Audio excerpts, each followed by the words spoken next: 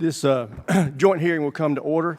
Since we were called away for votes at a bad time, we have agreed to dispense with opening statements from the members and go directly to our witnesses. We want to thank our witnesses for being here and taking the time to not only attend, but to prepare. We know it takes a lot of time and energy, and it's a great help to us, so thank you very much. We have a distinguished panel with us today, the Honorable Frank Rose, former Assistant Secretary of State for Arms Control, Verification, and Compliance, the Honorable Bob Scheer, former Assistant Secretary of Defense for Strategy, Plans, and Capabilities, and John Wolfstall. Did I say that right? All right. Former Senior Director of Arms Control and Nonproliferation, National Security Council. We will start with Mr. Rose. You're recognized for an opening statement. Great.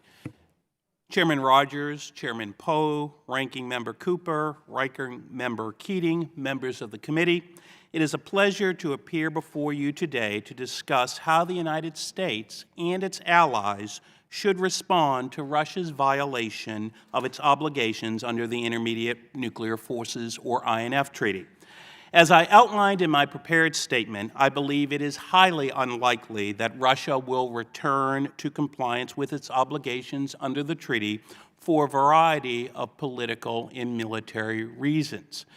Specifically, I believe that Russia no longer views the Euro-Atlantic security architecture put in place in the late 80s and early 1990s as in its interest, and it is slowly but surely trying to I would say, dismantle that architecture. And the INF violation is a symptom of that. Therefore, a strong but proportional response is required by the United States and its allies to effectively deal with Russia's violation. I would recommend that the United States and its allies adopt a, quote, countervailing strategy in response to Russia's violation that seeks to enhance deterrence by holding critical Russian assets at risk. That response should also include limited defensive measures to deny Russia significant military benefit from the deployment of the new ground-launched cruise missile.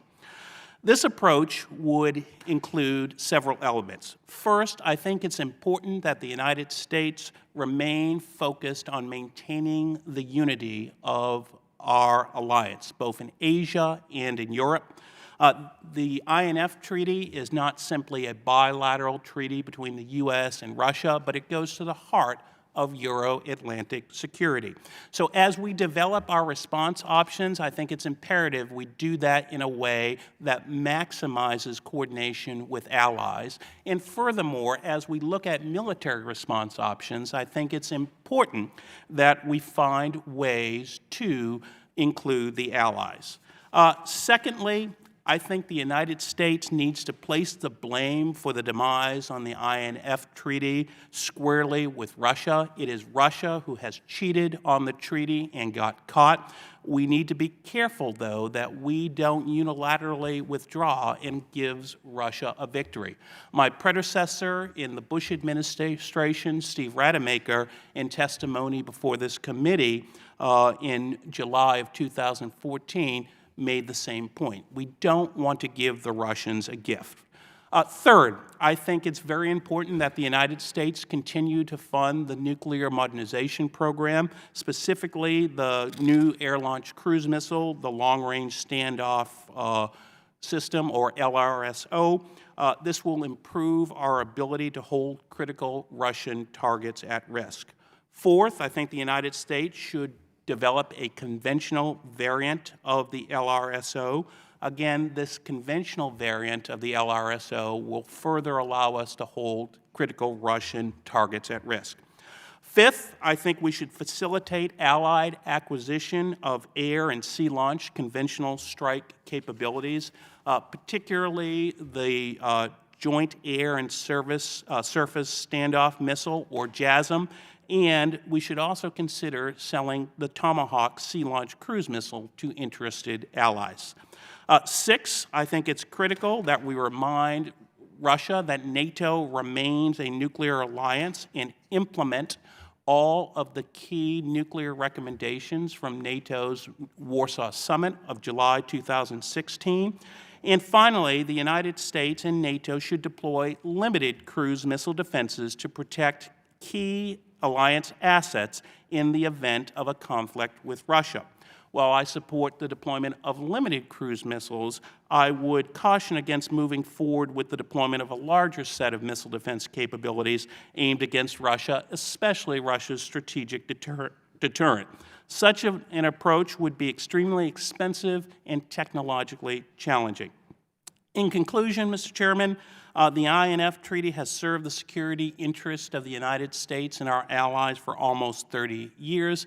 It is not just a bilateral treaty between the U.S. and Russia, but goes to the heart of European security. However, it is clear to me that Russia is not coming back into compliance or unlikely to do. Therefore, a strong but proportional response is required. Those response options should be implemented in a way that maintains alliance unity and places the blame for the demise of the treaty squarely where it belongs, with Russia. Thank you very much. Thank you very much. Ms. Shearer, you're recognized for opening statement. Thank you. Chairman Rogers, Chairman Poe, Ranking Member Cooper, Ranking Member Keating, distinguished members, thank you for inviting me to testify today. As I'm sure you all know, my testimony represents my personal views only and not those of the previous administration.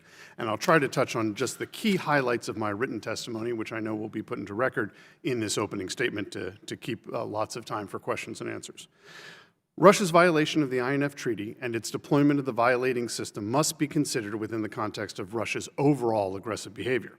Given this, any approach to Russia's violation needs to be considered within a complete context of a strategy towards Russia. Having said that, within this context, I believe that it will be very difficult, if not impossible, to bring Russia back into compliance. But I also believe that right now it remains in our best interest to try to get Russia to return. Having the INF Treaty in force enhances strategic stability, and continuing to be seen by our allies as working diligently with Russia is important. The centerpiece of any policy must be approaching this with all levers of national power and using these to demonstrate that we will not allow the Russians to benefit from their violation. As such, the administration should consider taking some combination of military actions along with diplomatic and economic actions to show Russia it will not achieve the advantages it seeks by deploying this system. And further, I would argue that U.S. government policies should be oriented towards demonstrating to Russia that they are actually going to be worse off militarily and diplomatically if they continue to field this system. Certain actions clearly need to be taken or are already being taken and should be built upon. We need to better protect our forces and our allies directly from these missiles, and I believe that there should be consideration of increasing those capabilities, especially in the area of cruise missile defense. The United States and its allies must look to field systems into and around the region that can hold at risk key targets inside of Russia, including, but not limited to, the violating systems. The U.S. and NATO should continue to improve the readiness and presence of their conventional and nuclear forces. As the United States and NATO allies step up pressure, other actions should be considered in any review. When considering these options, however, we must realize that any policy has to strike the difficult balance between demonstrating to Russia that it cannot take its aggressive actions and expect that there will be no response, against ensuring that any actions taken to increase overall strategic stability, that any actions will increase strategic stability, not reduce it. Some examples of military actions I describe in my testimony that could be considered are increasing deployments of SSGNs in and around Europe to increase strike capacity of U.S. assets in the region, fielding unilaterally and in conjunction with NATO allies broader and more sophisticated rocket artillery systems on the territory of our Eastern allies, speeding up the deployment of the LRSO and quickly developing a conventional cruise missile variant, transitioning the Air Force Program Office overseeing LRSO development into a joint program office, and considering how to develop or how we might field a ground-launched cruise missile similar to the one Russia has apparently deployed. While consideration of this option is not a violation of the INF Treaty, clearly many would see this as the most escalatory of the options.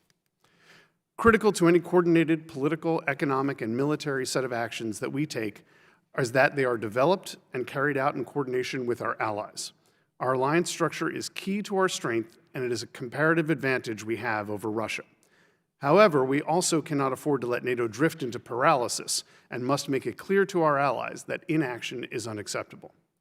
I appreciate the attention these subcommittees have paid to this important issue, appreciate the chance to testify in front of you, and look forward to answering any questions you may have. Thank you very much for that statement. Mr. Wolfstall, you're recognized for 5 minutes.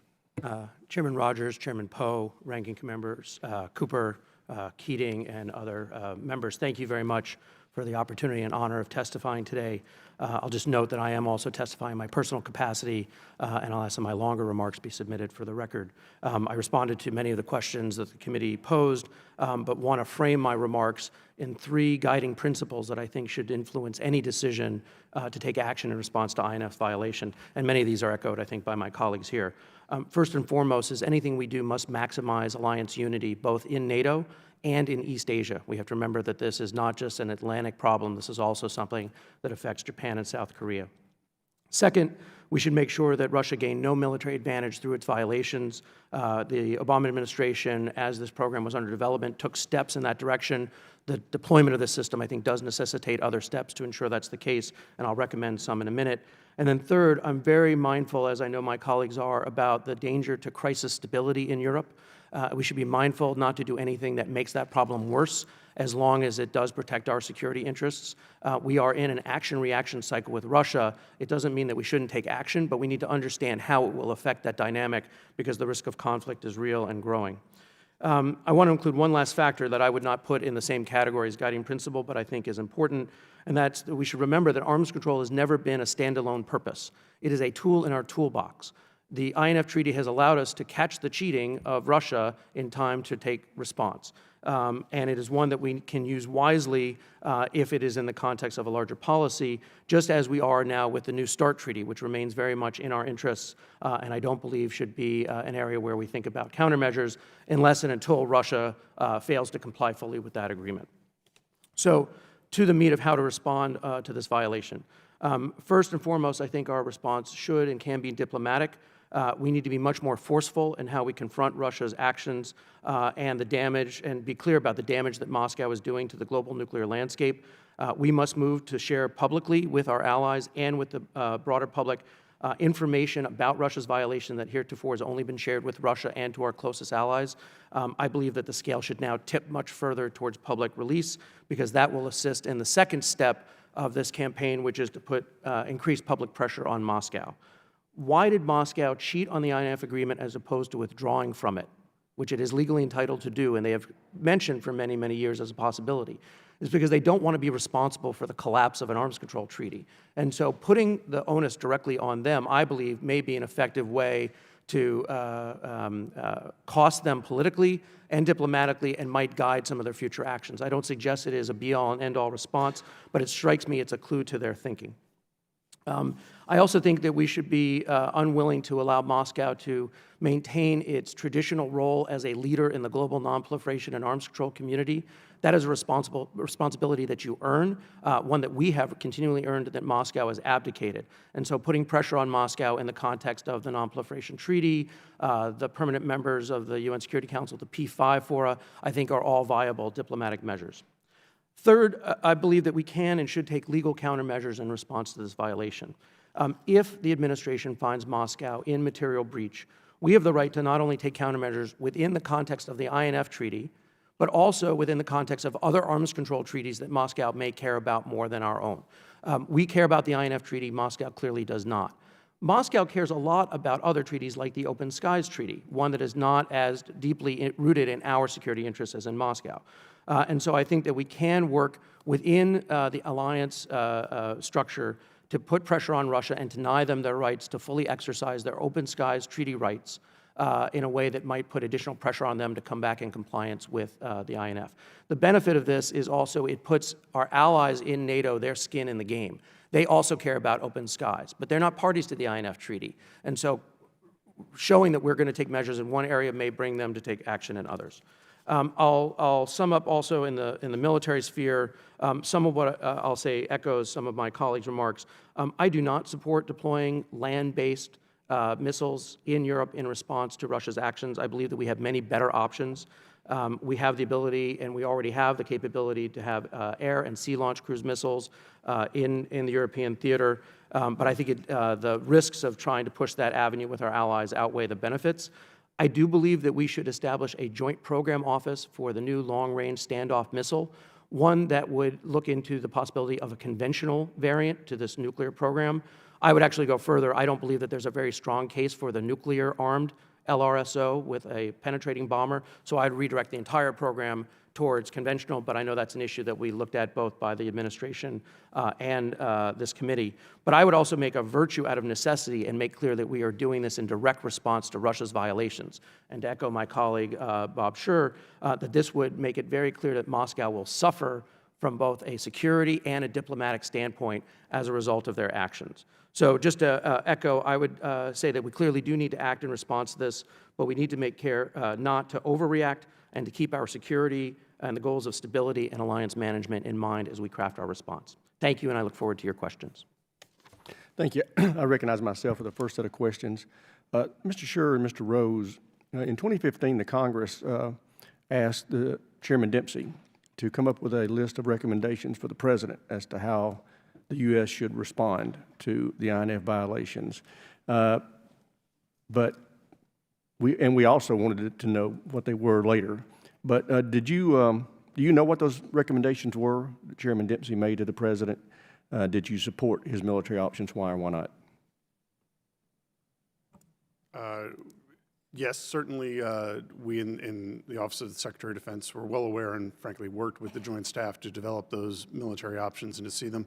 I supported them all going forward as credible options. In different cases, honestly, my memory will fail as to which ones specifically I didn't support or did support, but I did think it was a very useful exercise and to make sure that a full set of options was put on the table and delivered for interagency discussion. Do you know if any of them were exercised? Honestly, I believe very few were exercised, if any. Some of the small pieces, but in fact, in large part, most of them, I believe, were not. There were, however, things that were done in conjunction with conventional forces in ERI and other places that did fulfill some of those pieces, but they were not necessarily directly related or said to be directly related to the INF treaty violation, but to the full suite of Russia aggressive action, which is in fact what we have always said we were going to do. Mr. Rose? Yeah, I would just concur. I thought that was a very useful exercise. I was involved in that. I don't remember every single option, and a lot of that was classified. I would concur with Mr. Scheer's statement that not many of the specific INF-related options were exercised, but they were, I would say, some of the other ones were included in that broader response to the Russian threat. And I think that's a really important point to make, is that we need to put this in a larger strategic context in which the INF is part of a larger challenge that Russia is presenting. As I mentioned in my opening statement, sir, I don't think the INF is a separate thing. I think it's part of this larger picture, and that is Russia no longer sees the Euro-Atlantic security structure put in place in the 80s and the 90s as in its interest. Thank you. At this time, if there's no objection, I'm going to enter into the record a letter that Mr. Poe, Mr. Cooper, Mr. Sherman, and I sent to Chairman Dempsey in January of 2015, asking for a copy of these recommendations. We've never received it, and we have fenced off money in the NDAA last year from the administration until we do receive it. Mr. Schur and Mr. Rose again, are you aware of the chairman of the Joint Chiefs Staff report in 2013 stating that there are at least 4 validated military requirements that call for the U.S. to use military capabilities prohibited in the INF? I'm going to include a copy of this unclassified report for the record as well. Sir, I didn't become Assistant Secretary until late 2014, so I wasn't directly involved on the INF work, attending the IPCs. I'm sure it was there, but I don't recall that specific document. Okay, Mr. Schur. I also did not work on the document, but I'm aware of it. But wouldn't profess to be an expert on the Great. content. And, Mr. Chair, you heard Mr. Wolfstall make reference to the Open Skies Treaty. Why did the department believe it was necessary to recommend that Russia was also violating the Open Skies Treaty? I understand that both the Joint Staff and OSD jointly made that recommendation, and why was there no determination ever made? Honestly, I cannot speak to why not a determination was made. In part because actually in the way that the OSD system was set up, it was not within my purview, but also that's sort of but I do understand that that was the determination from the department, and that was the recommendation put over. I'd have to leave it to others to go into the details of any conversations about why it wasn't specifically brought up. Okay, thank you. I yield to Chairman Poe for any questions he may have. Thank you, Chairman. The Russians have a pattern, and I think because of their pattern and our reaction or lack of reaction, we are living in fantasy land if we think the Russians are ever going to come and comply with this treaty. In 2008, the Russians violated the treaty, and the administration told Congress in 2011 that the treaty was violated. And then it took, in 2014, 15, and 16, the State Department confirmed that the treaty was violated. And so here we are in 2017 with all of the other actions by the Russians. 2008, we might all remember, they invaded Georgia. Then they went into Crimea, and then they went into eastern Ukraine. And so they're violating of the treaty, same time they're being an aggressor nation and taking territory that belongs to other countries, and nothing has happened to any of that. So that's the pattern of the Russians, and here we are in 2017, 9 years after the violation, and we're talking about, okay, finally we're going to do something about this. But there are still no solutions. Nothing has been done to react to this aggressive tendency by the Russians. And I agree with you, Mr. Rose, that we should try to work on solving this in a diplomatic way. That is always the ultimate answer to getting this. But I don't think the Russians they're calling our bluff about this. So what specifically can Congress do, or the administration, or the Department of Defense do to get the attention of the Russians, or they just going to keep being in violation of this treaty? Thanks very much for that question, sir. I would say a couple of things. One, we have taken some actions with our allies, specifically at the Warsaw Summit, to respond to Russian aggression. We have the Enhanced Readiness Initiative, and Bob Scheer, in his capacity as the NATO high-level group chairman, the NATO group responsible for nuclear policy, has done a number of things to make sure that the alliance has the nuclear capabilities to conduct operations should deterrence fail. I agree with you. We have tried diplomacy. As I outlined in my statement, there was almost 4 years of diplomacy beginning in 2013 with the objective of trying to bring Russia back into compliance. Those diplomatic efforts have not worked. So that's why— Let me reclaim my time because I only have a total of 5 minutes, and you have a lot of information. We've read all of your statements. Meanwhile, though, the Russians continued the deployment or development and deployment maybe of the violation cruise missiles. And so we're at a place now where all of this has not helped, hadn't solved the problem. And I even understand the reason the Russians are not in compliance. That's pretty clear to me. So what are the options of the U.S. right now? I think there are a number.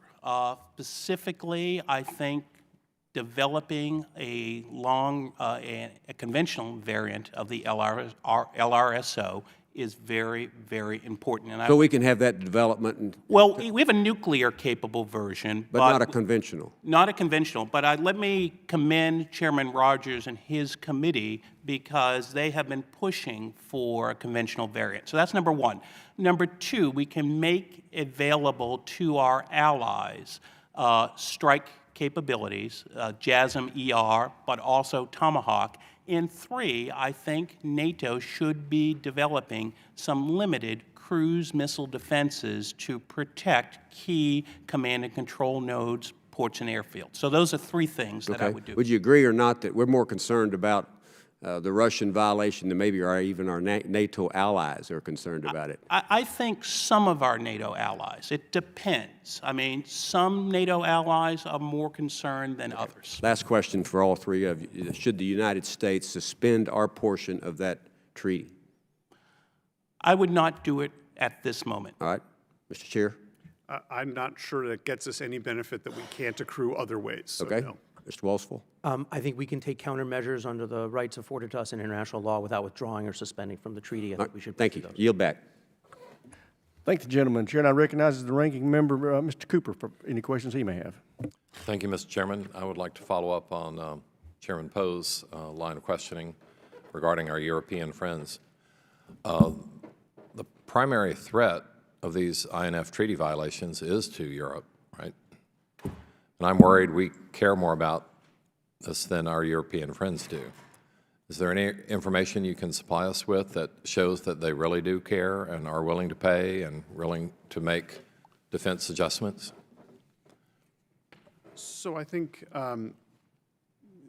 we have seen that all of the NATO allies are actually, almost all of them are making progress towards getting to a 2% goal or have ceased falling in terms of their defense budgets. That is not the strongest statement I would like to be able to say, and it certainly is insufficient.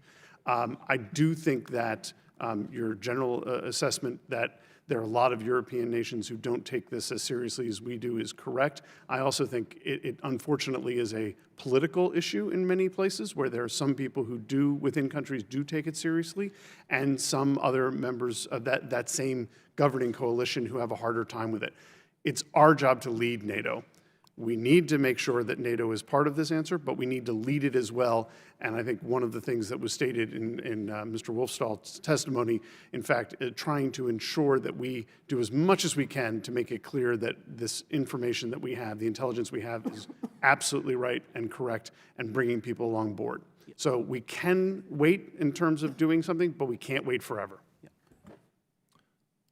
If I may, so we have not been effective in our international diplomacy because we have not been able to openly share the information we have about this violation. I think that would dramatically help. It would make it hard for Europeans to hide behind the "we're not sure" excuse, even though privately we have shared some of this information and they are convinced. But I think Mr. Scher's point, and I think Frank Rose would back me up on this, the Europeans are unwilling to get on board any sort of INF response, in part because they're not members to the treaty, and two, because we have not been clear in what it is we're trying to do. What are we asking them for? Nobody's going to give the United States a blank check in this environment. And so we need to determine what our position and policy should be. We need to work within the NATO context and keep them united. And then I think we have a very good chance of actually pushing back on the Russian violation.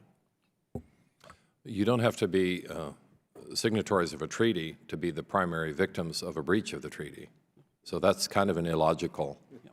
It is true that that's not an excuse. I'm just trying to explain what we've heard from them. In part, however, we need to recognize the Europeans have already been targeted by Russian nuclear weapons, even without the INF treaty. Russia can strike everything in Europe with their longer-range systems. What this violation actually allows them to do is use these systems against Europe and then have more weapons to strike at the United States. So it's not purely about Europe. No. Which countries in NATO care most about this violation? Well, sir, I don't want to get in an open session too much into that, but I think it's fair to say our Eastern allies tend to be more concerned about the threats from Russia. And what I would also add is that as Assistant Secretary, one of my primary objectives in 2015 and 2016 was to try to get as much intelligence information available made available to allies. And what I would say is this.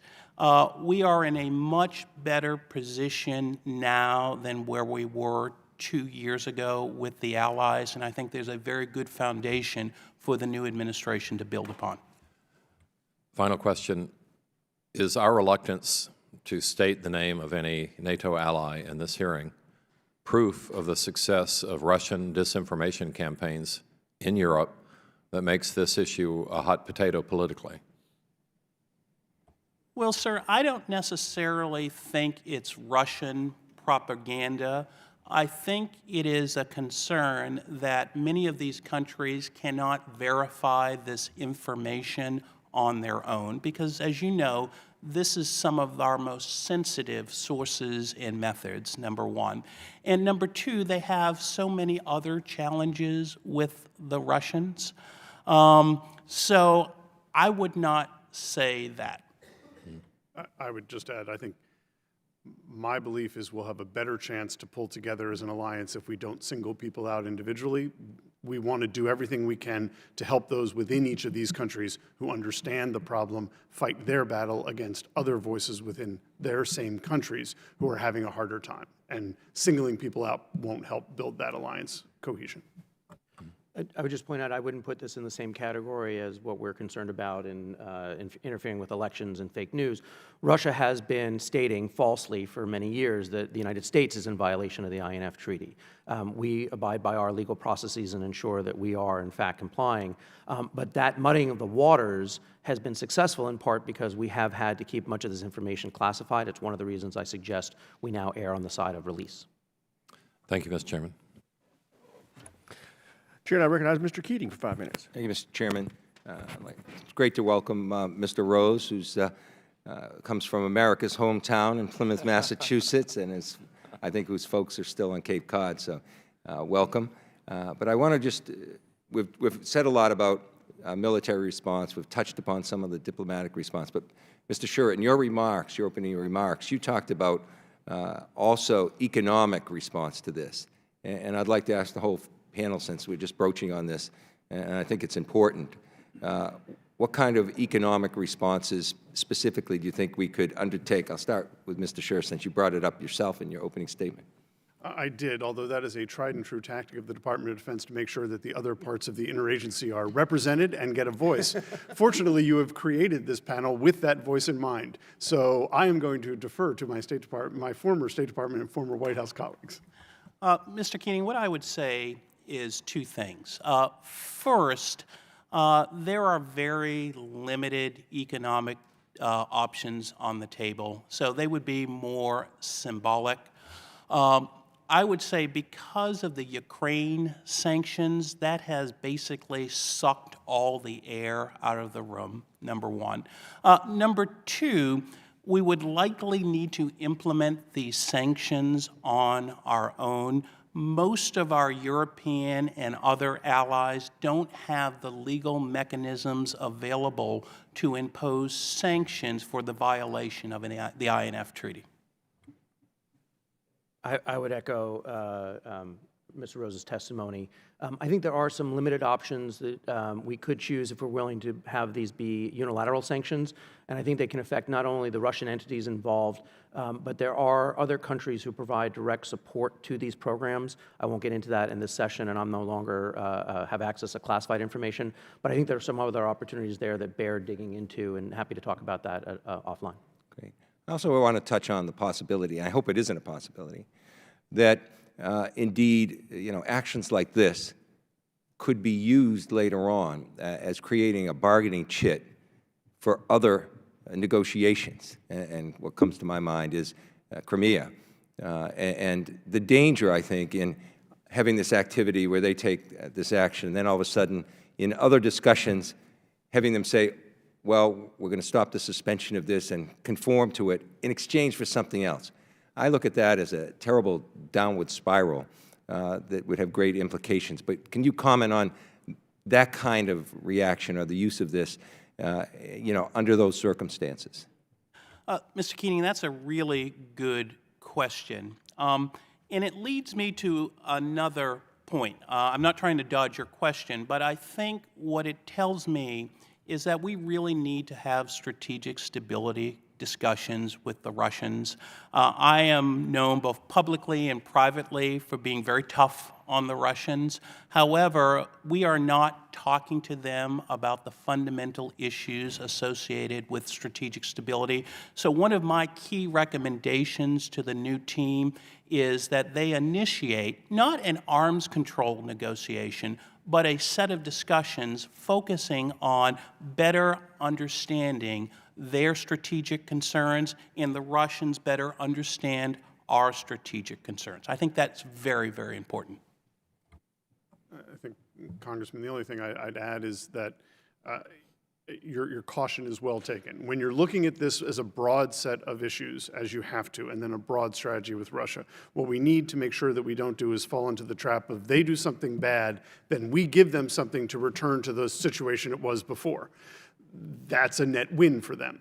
Now, if you look at it in a specific context, you might be willing to do that in order to gain overall, but it's always a concern about what we do. We've seen that pattern of behavior in North Korea. We've seen it all over the place, and it's something that we do need to watch for, and frankly, it's something I think we need to make sure that our alliance watches for as well, and simply by highlighting it, we actually go a long way to not letting that go down that path. I agree with those comments. I would remind people there was a suggestion, I can't remember if it was during the transition or early in this administration, that perhaps we would trade a new round of arms control with Russia in exchange for lifting sanctions over Crimea. And it doesn't work that way. We have to prioritize. We know that Russia is suffering as a result of these sanctions. I think it's one of the reasons you've heard us talk about not wanting to link INF directly to the Crimea sanctions, and that's something we're just going to have. We have to chew gum and walk at the same time. That's what super. That's why I highlighted the question, and I wanted Russia to know that this Congress realizes the dangers in doing that, and I think I can speak for most of my colleagues. They're not going to go down that road. I yield back. Thank the gentleman. Chair, and I recognize the gentleman from Arizona, Mr. Franks, for 5 minutes. Well, thank you, Mr. Chairman. Mr. Scher, I'll direct this first to you. I heard, I think, pretty compelling indications from you and Mr. Rose specifically that it was going to be very difficult to bring the Russians back into compliance because obviously they've already deployed systems in contradiction to that, and it seemed like a real challenge. But in the interest of open pursuit here of that goal, Principal Deputy under Secretary of Defense Brian McKeon testified on 2 occasions that the DoD was going to recommend 3 categories of military response options to convince Russia to return to compliance under the treaty. These included active defenses and counterforce and countervailing military capabilities. Mr. Scher, could you give me some examples of these capabilities that he may have been indicating?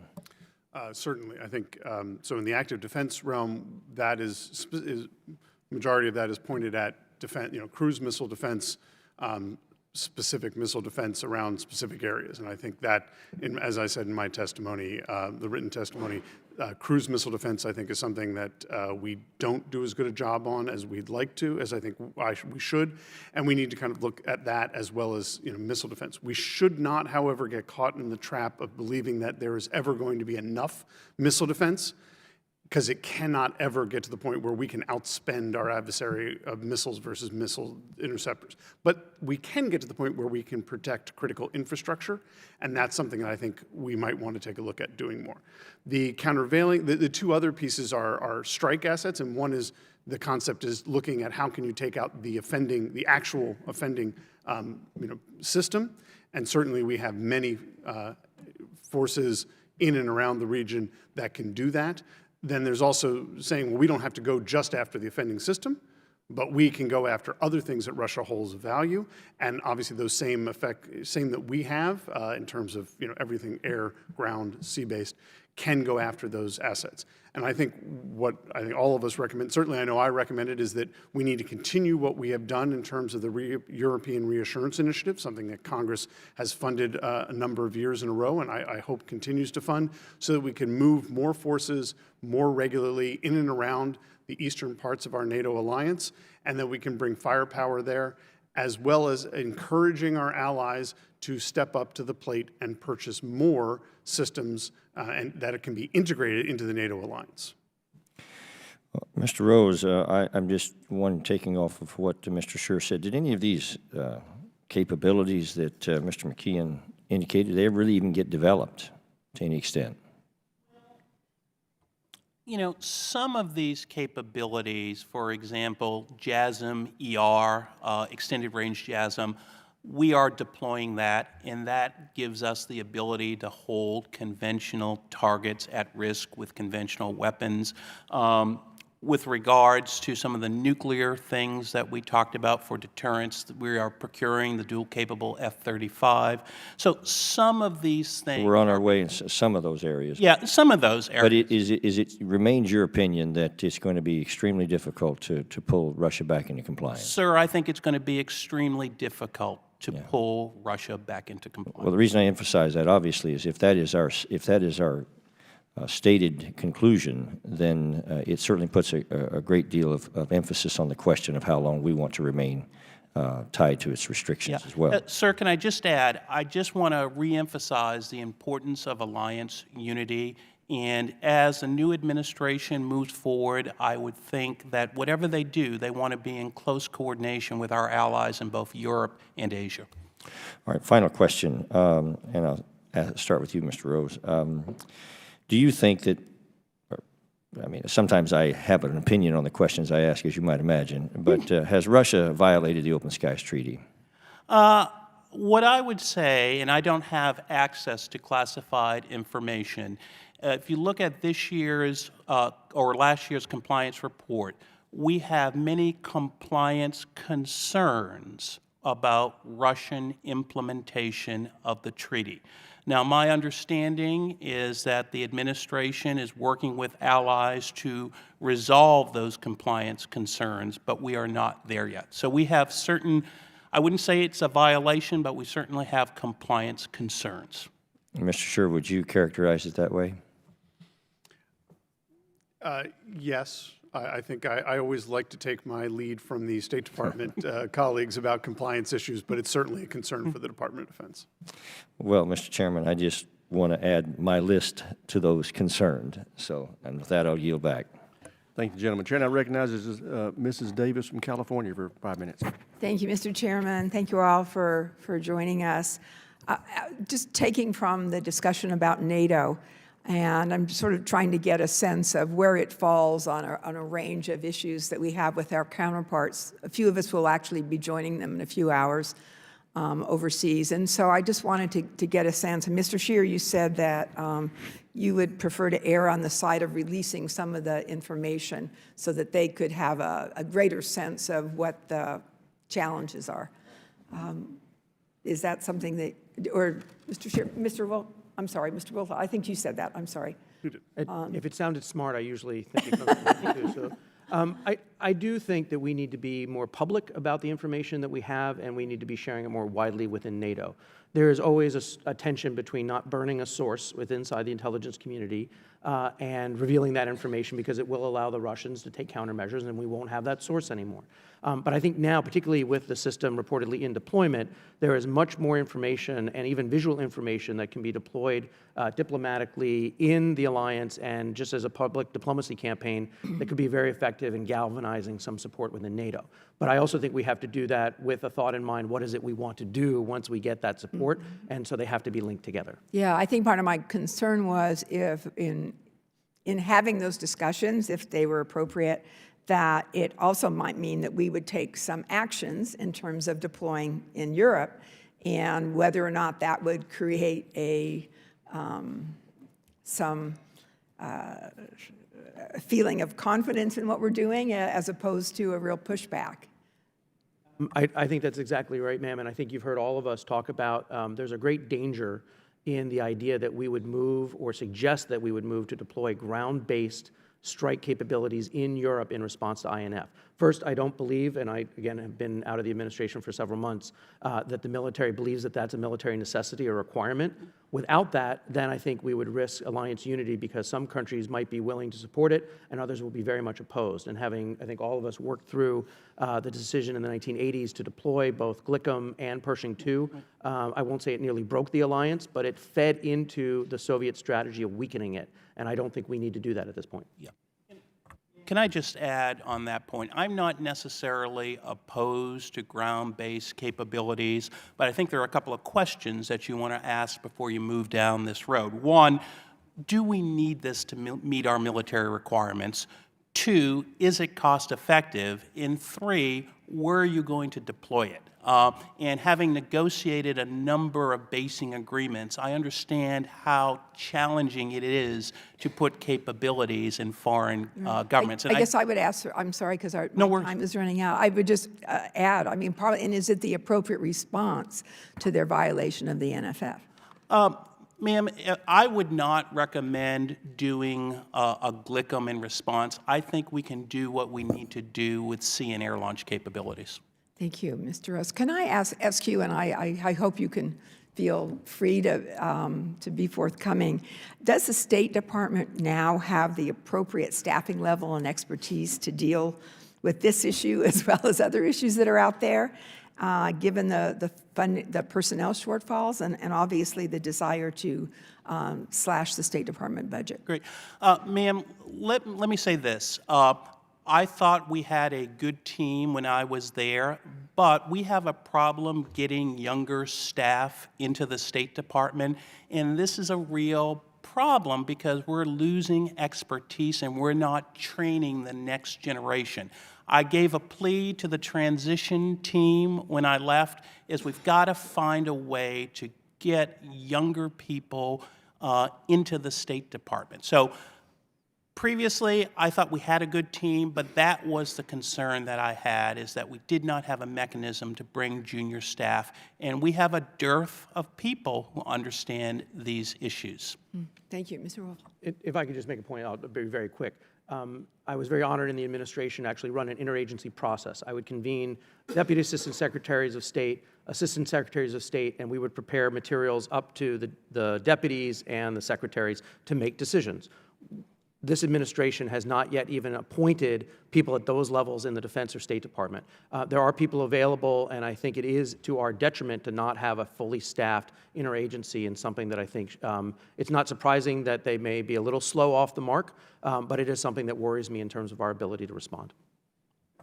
Sorry, Colonel, just to go back to your other point, even though I don't believe right now we need to field ground launch cruise missiles, I don't think it is proper for us to take it off the table, nor do I believe anyone is suggesting it. It is a real capability with real effects. If it didn't have real effects, the Russians wouldn't be fielding it. And I don't think it's something we should necessarily take off the table, because depending on the combination of assets, it can be very effective and can be very cost effective. But it's got to be looked at in broad case, and we've got to do it with our alliances. I don't think we're there yet, but as you noted in my testimony, I think it behooves us to take a look at it, and I think Russia will pay attention to that. Thank you, sir. Thank you, Mr. Chairman. Chair, now recognize the gentleman from Alabama, Mr. Brooks, for 5 minutes. Thank you, Mr. Chairman. Mr. Scher and Mr. Rose, what are some of the factors the United States should consider prior to the extension of the new Strategic Arms Reduction Treaty?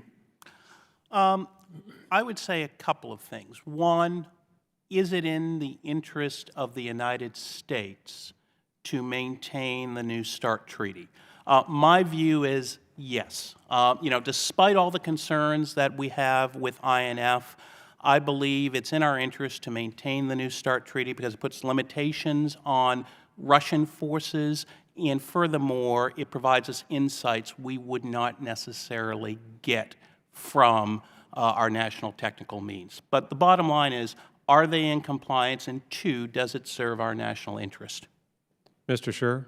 I would mirror exactly what was said, but obviously my focus is on, is it in the U.S. national interest?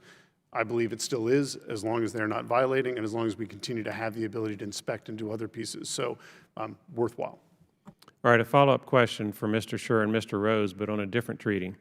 We have heard suggestions from some corners that we should try to multilateralize the Intermediate Range Nuclear Forces Treaty.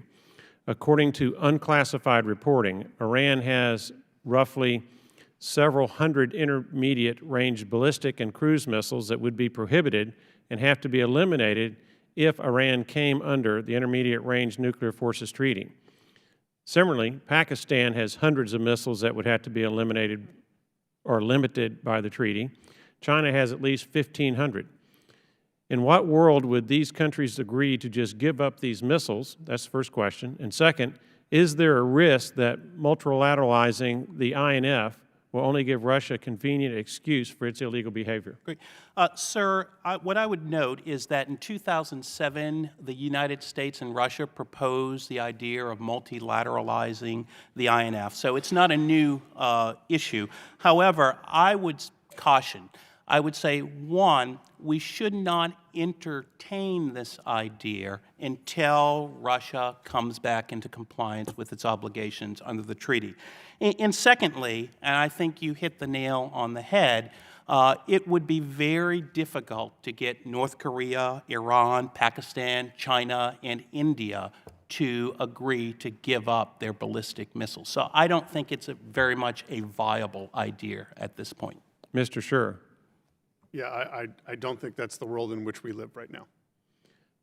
Mr. Wilsall, they were both briefer than I anticipated they might be. Would you like to comment on either of those two sets of questions? I'm as surprised as you are, sir. So on the multilateralization, I agree. I think it is not realistic to think that we will have a multilateral treaty that bans INF. I guess I would frame my response the following. What we're seeing Russia do is not just an action. They are reacting to the fact that we have developed tremendous military capability to protect our allies, and that they feel that they have not been able to do the same. We have now seen them come online with both air and sea-launched cruise missiles, as they demonstrated in Syria.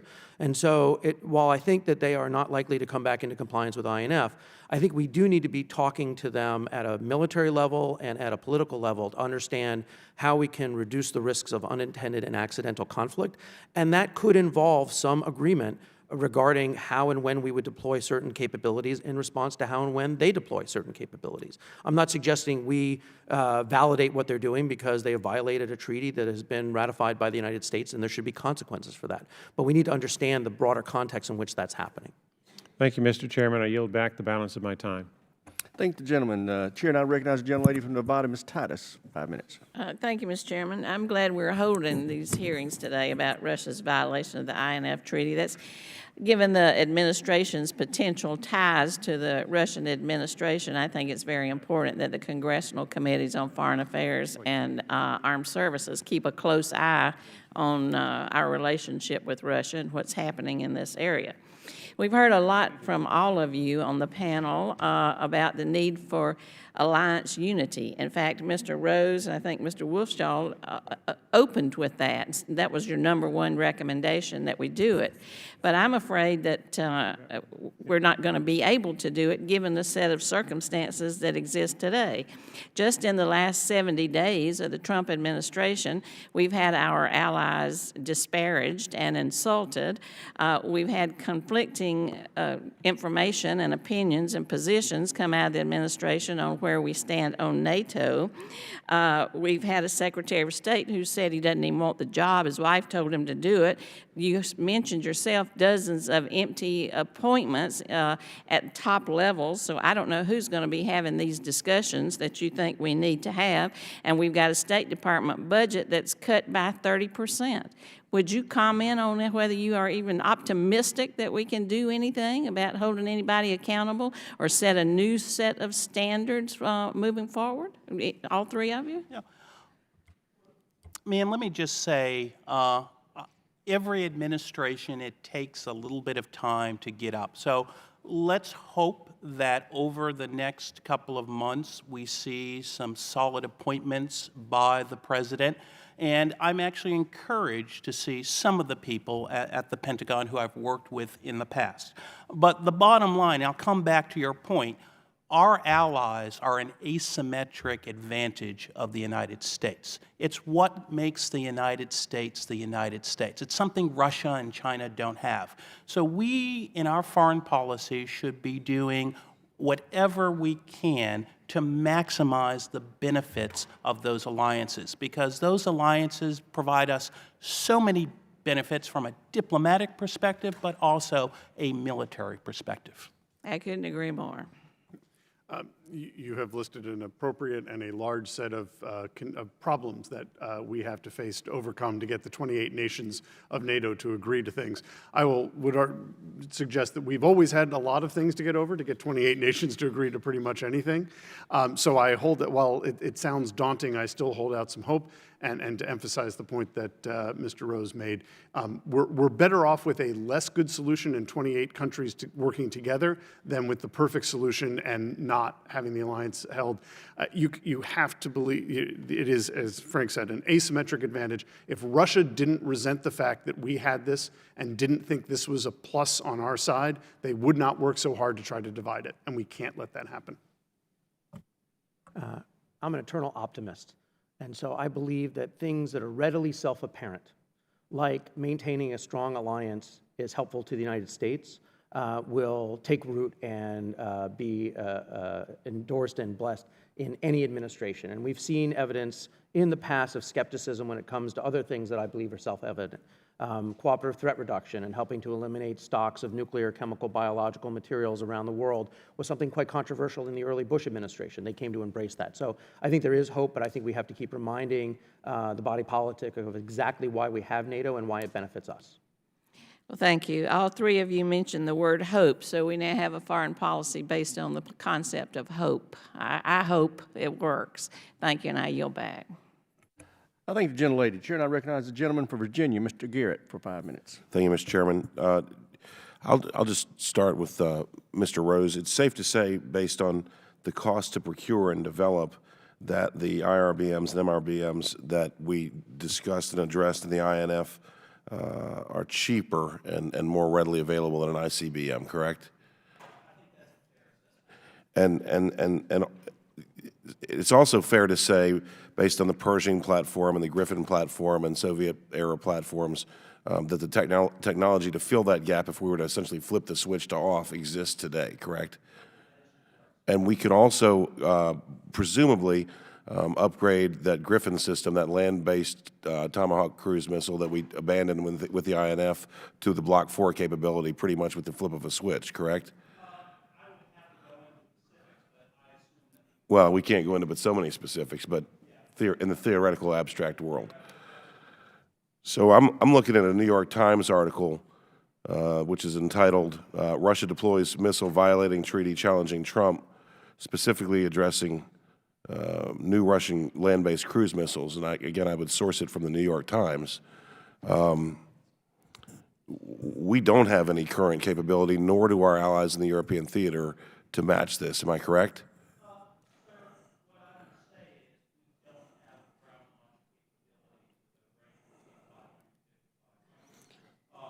Sorry. However, we do have a series of capabilities, air and sea launch capabilities, that I believe holds at risk what the Russians view as critical. And I think we need to continue to improve those capabilities. I just add, I'm not opposed to a GLICM. Well, I'm not hostile to you, but I have a finite amount of time.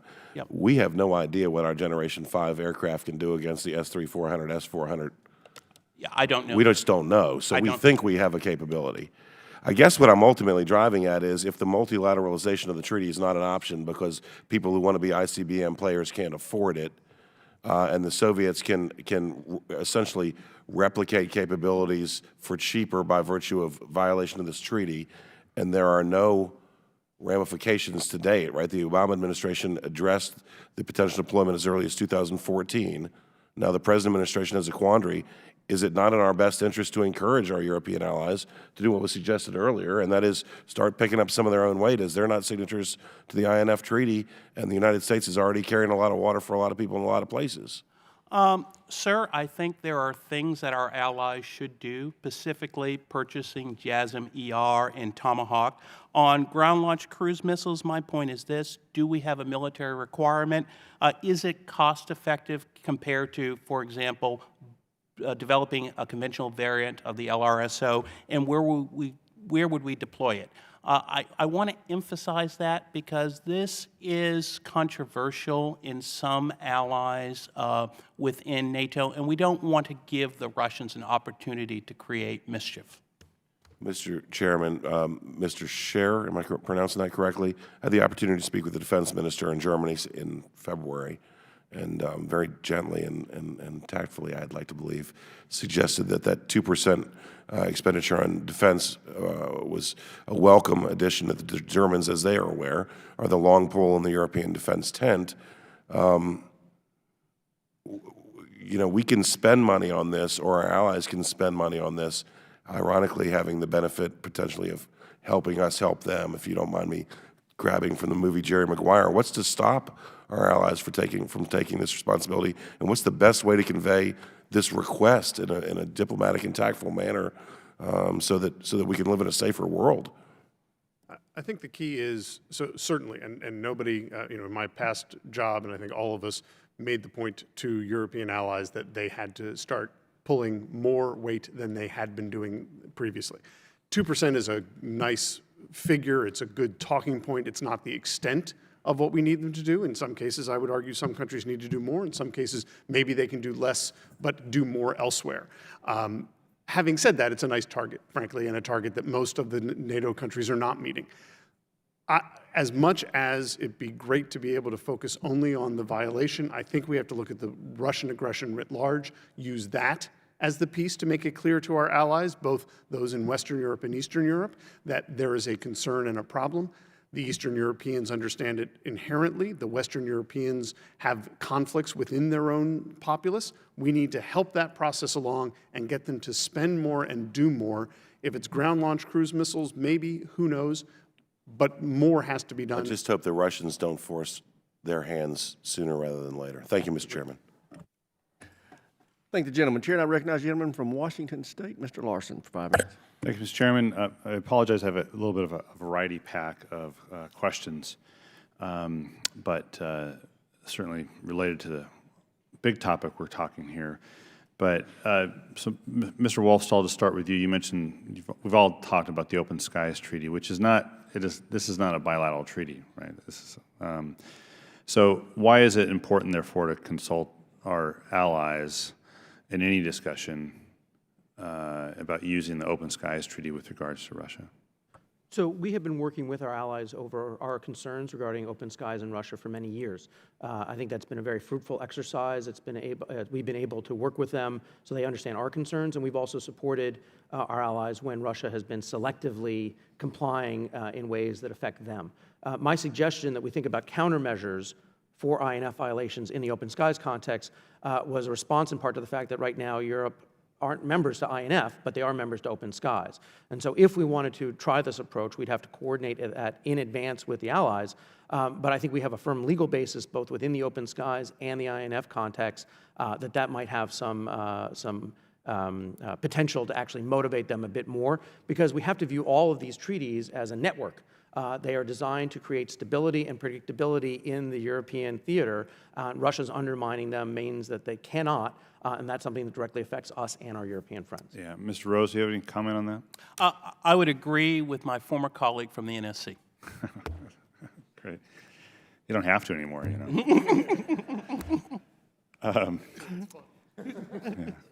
Mr. Chair, could you talk a little bit about this question that came up it was a couple days ago at our HASC hearing with General Scaparrotti, the request to have a full division, an additional division in the European theater, and how that, do you have thoughts from your past life and how that would fit into the signaling part of deterrence? That is, we have the capabilities here, or does it? What would the use be other than to have 10,500 more troops, U.S. troops in the European theater? So I will admit to have not done my homework to go back to see what General Scaparrotti proposed. Sure. But I think you need to have enough forward presence of U.S. forces to demonstrate clear commitment to the alliance and deterrence to the adversary. There is a point at which you'd like to have all the forces you could ever imagine and want there, but you won't be able to because there are commitments that we have elsewhere. I think that having a maneuver division, the capability to have a maneuver division in Eastern Europe on a short amount of time is an incredibly important in terms of both deterrence, to show our will to Russia, and real capability and assurance. More than that, certainly would add, but it also, you'd have to look at it the broader context of strategic stability. Does that actually make Russia want to do more and to put more forces forward? So there's a balance there. And also recognizing that we never had enough forces on the continent to win. That was not the goal of our forces. Even in the height of the Cold War, the focus was forces there, and then you pull forces forward, from the continental United States and elsewhere if you needed it. We shouldn't imagine that forces that are in Europe are going to stop any, push by Russia, should they so choose, with no warning. But we need to have enough to demonstrate to our allies we're there and that Russia that we're not. The exact numbers are always, it's an art rather than a science. A full maneuver division with all of the enablers that go along with it to land quickly and be able to maneuver immediately is critically important. I don't know how much more than that we need. I'd leave that to the folks who are still in office. Yeah, sure. And the reason I'm asking this question is in the context of this particular hearing, because I think all three of you have made the case that a tit for tat on the INF Treaty really isn't it wouldn't be the top option for us to take. That there are many other options that we ought to consider before we get to the point where we pull out of the INF just because the Russians are not in compliance. And I'd say there's certainly a political aspect to the INF Treaty violation, without a doubt. Yeah. There is a real operational piece as well of what those missiles, if deployed at scale, could do and what they hold at risk within NATO. So that's how I would argue that my successors in the Department of Defense need to think about this. So what military capability can we bring to make sure that those don't achieve an overwhelming balance of power on the Russian quickly and immediately? But it's a real capability, make no doubt about it. It's hard to find, it's hard to take out, it's hard to defend against, and it's immediate and quick. You don't have to do any movement for them to suddenly hold at risk a lot of NATO. We won't be able to counter all of it, but can we make it clear that our forces will be there, they will be affected, will be part of that war immediately, and but critically, that the NATO alliance will go at it together. Yeah, good. Thank you. Thank you, Mr. Chairman. Thank the gentleman. Chair, and I recognize the gentleman from Florida, Mr. Mass, for 5 minutes. Thank you all for your testimony. I say this very seriously. It ranked among some of the best testimony that I've had the opportunity to read. I really did enjoy it. In that, I'm going to focus primarily, as much as I love the kinetic side of things, I'm going to focus on more of the other side of things. And I want to point to you first, Mr. Wolfstall, and some of your comments. I found myself just a little bit confused by them, and I think we can find ourselves at a good place maybe by clarifying them. You made some of these comments. In the last administration, it was very clear that violations of arms control treaties would be confronted and have consequences. But in a different piece, you said, up until now, the U.S. has been reserved in its condemnation of Russia. And then in another place, you said about the Ruskies that they shouldn't be allowed to gain a military advantage.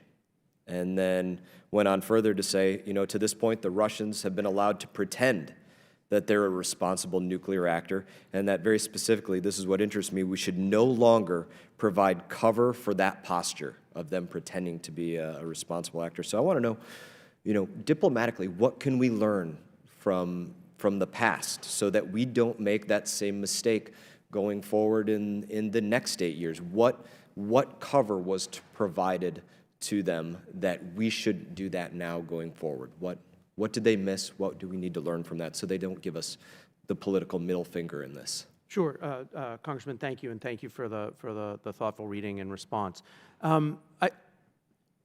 Russia is a nuclear power. They have the largest nuclear arsenal outside of our own, and they have the ability to destroy the United States and any other country that they choose.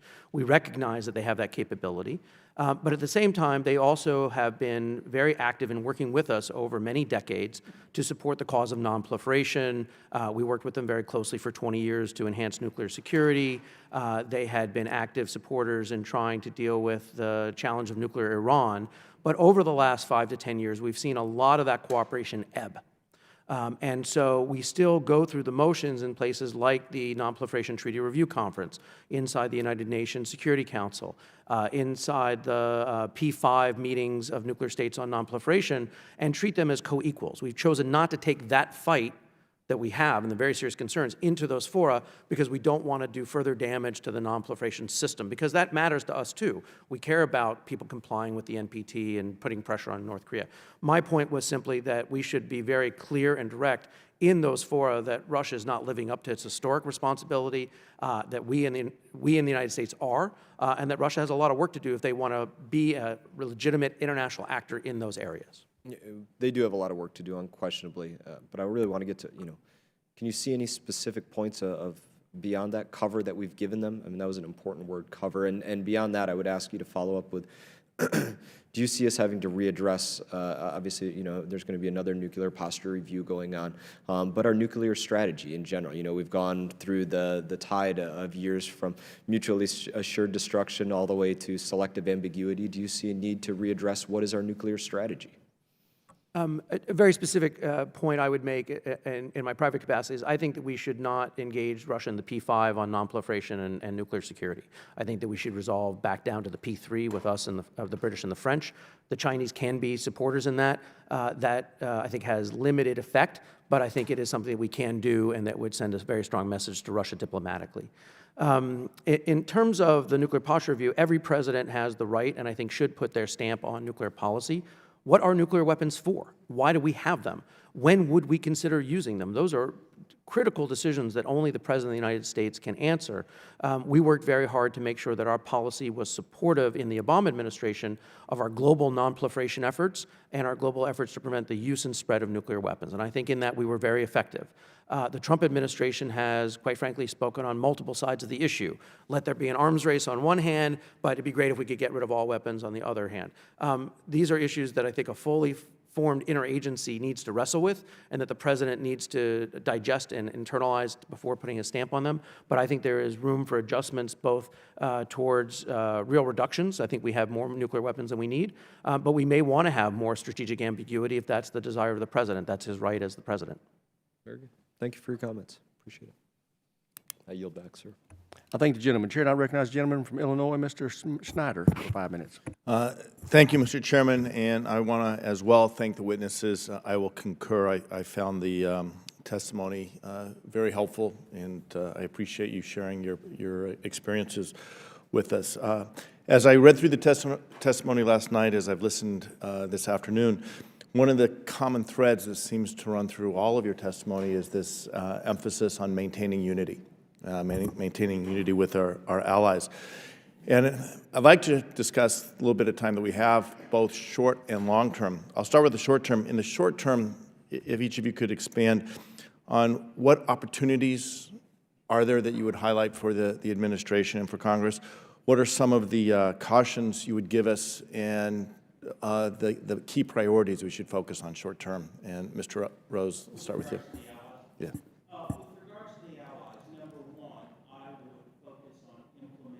Your microphone needs to be turned on. Sorry, sir. Okay. With regards to the allies, number one has to be implementing the recommendations of the Warsaw Summit, both on the conventional side of the House, but also the nuclear side of the House. Number two, improving their strike capabilities in the conventional area, specifically JASSM-ER, as well as Tomahawk. And three, and this is something that is bipartisan, we need to continue to push our allies to spend more on defense. This is, it's not just the Trump administration who has been pushing this pressure on the allies, but it's also been the 3 or 4 previous administrations. So those would be my key recommendations. But you're right, sir. Alliance unity is key, and the Russians are trying to undermine alliance unity. Thank you. Mr. Scher? I think Frank is showing his Department of Defense roots. He has, I think, ably put forward some of the key elements. Following up on the commitments is always critical, continued spending. But I also think we need to, frankly, they need a sense of predictability, right? We need to both be able to tell them that they need to do more while simultaneously ensuring that they know that we will be there, that it is in our interests not anybody else's, for us to be a part of the NATO alliance. And that we are better off because we get to fight away games. We get to be out into other places. That is directly and foremost in our interests. Maintaining that alliance is critical. We should never lose sight of that. They should not lose sight of the fact that they benefit by being in the alliance just as much as we do. I think because those are the facts of the case, in my opinion, it should be easy to push forward with alliance management if we can do it deftly and make sure that they both spend more, continue to move forward on the Warsaw commitments, but also realize that the world is changing around them. Ms. Ripstahl. I would say in the near term, we need to understand that tone and form matter, that we need to be prioritizing the schedule of the NATO summit. We need to be prioritizing the visits by the Secretary of State, Secretary of Defense, members of Congress, the House, the Senate. We need to show that this is the most important military alliance on the face of the planet and has preserved the peace for 2 generations plus. And talking about NATO as an integral part of our defense strategy is part of that. And I don't mean that to be a partisan comment. I think you can put pressure on NATO for spending. You can put pressure on them to take their defense requirements more seriously. But in the end, we have to talk as a responsible international leader because that's what the United States is. Great, thank you. In the minute left, and I know it's not fair to put you on the spot like this, but Mr. Rose, you used the term strategic stability discussions. In the context of where we are today, what's happening, we talked about the State Department earlier, to what extent have our strategic stability considerations changed, and how do we effectively communicate those, both to people in the State Department, but to the outside world as well? Sir, what I would say is this.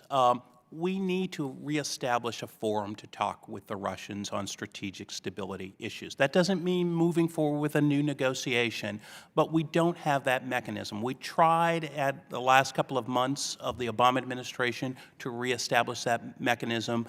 The Russians decided not to move forward. However, I strongly encourage the new administration to begin a very serious discussion with Russia about strategic stability. And furthermore, that relationship over the last 25 years has been based on further strategic reductions. I think we may be in a different place. I'm not necessarily convinced that the Russians are interested in further strategic reductions. However, I think it's in our mutual interest to maintain stability, and we should take actions to encourage that. Thank you. Obviously, an issue that needs more than 5 minutes, but I very much appreciate your input, and I yield back. I thank the gentleman. Chair, and I recognize the gentleman from California, Mr. Rohrabacher, for 5 minutes. Thank you very much. Does the INF Treaty, it covers basically intermediate range and cruise missiles? Is that what we're talking about? Okay.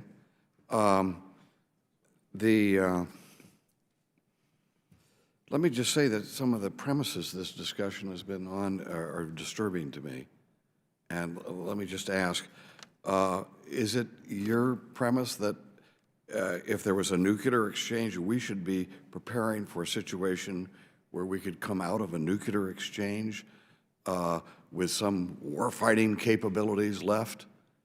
I mean, when you're talking about we need to defend with missile defense some particular storage or some capabilities, if there was ever a nuclear exchange, do you believe that we could have a limited nuclear exchange with the Russians? Sir, no. Why I am such a supporter of the modernization is we want to deter that from happening. And the best way to deter a nuclear exchange is to have capable U.S. nuclear forces. Well, you certainly, but anything but capable nuclear forces that are after an exchange, I will have to say that it starts, do we believe that if Russia actually invades Western Europe, that would happen without a nuclear exchange? That we would not then move forward? And there wouldn't be rockets going off? That they would take the chance of just going in and allowing us a first strike? Anyways, this makes no sense when I'm listening to you talk about these things. Quite frankly, as you are aware, we have enough weapons to destroy them instantaneously. Do we believe that the Russians have a plan to invade Western Europe?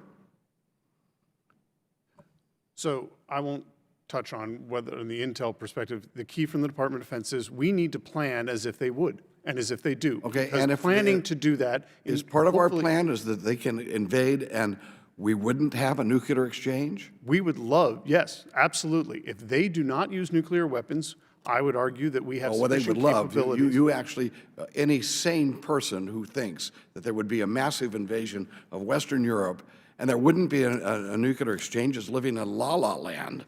Let me ask you this. When you say about when we have, okay, our sea-based and air-based nuclear weapons, you know, the cruise and IM and intermediate range weapons, are they covered by the INF Treaty? No, sir. The INF Treaty only Right. deals with Land- ground-based capabilities. Right, okay. So when we have maneuvers, which we have had in Estonia, when we put, by the way, when we put have our maneuvers right on their border, and we're not expecting them that to have an impact on their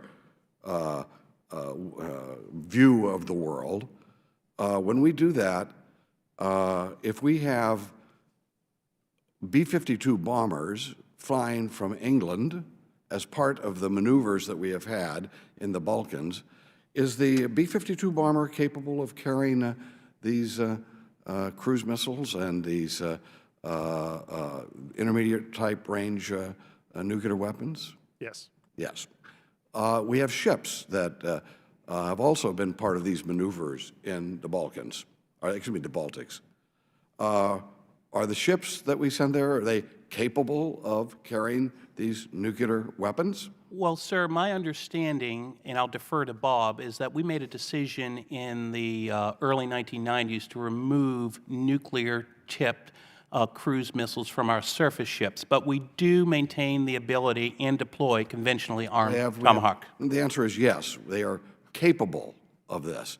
So we have, and we're complaining about the Russians and their intent with developing some weapons that are now in their country, but now we are sitting engaged in sending to their border, weapon systems that can deliver these very same nuclear weapons. And they are doing the same to us. In fact, I would argue that their exercises on their border with NATO allies are even more provocative. They're saying to us. They're doing it in their country. We're not in our country. They're doing it. You know, this. I just had a hearing a couple weeks ago on the Baltics, and no, I personally don't buy that when Russia has maneuvers inside their own country versus us having maneuvers on their border is the same. No, when they have maneuvers in their country, just like we have maneuvers in our country, it is not something that in some way we should look at as a hostile act. They might even be a defensive act. Perhaps us flying our B-52 bombers right at them and then turning around at the last minute, or stationing ships that deliver nuclear weapons, perhaps that, and perhaps sending more armored units right up to their border in the Baltics, perhaps that's the reason they have those maneuvers. Gentleman's time's expired. Mr. Scherer, you were wanting to make a response, and yeah, clear. I'd like to hear your response. Sure. First of all, just to be clear, despite the fact that the surface ships theoretically retain the capability to launch nuclear weapons, they currently do not have them on. That can't always be the case necessarily, but we do not have that capability, period, full stop. Great. Secondly, yeah, go ahead. sorry, Go ahead. that's- Go ahead. I want to hear the second. The other piece that I will, You're here. we all have, you know, everyone gets to see the exercises going on in different perspectives. I would argue that a Russian exercise on its border, out of its garrison, that is oriented towards NATO allies is something that we need as an alliance to understand and respond to. It is certainly a potentially vicious cycle, and wonders, you know, but I would argue that we in the alliance have done nothing to make it clear that we have done nothing that says we are looking to invade Russia. Russia has done many things that make it very uncomfortable, and we are there to protect the alliance and make it clear that our commitment to our allies is as steadfast as it always has been, and that an invasion of an attack on any ally is the same as if it were on the United States per our treaty commitment. I want to thank all the witnesses. Your testimony has been very enlightening and helpful to these committees, and with that, we are adjourned.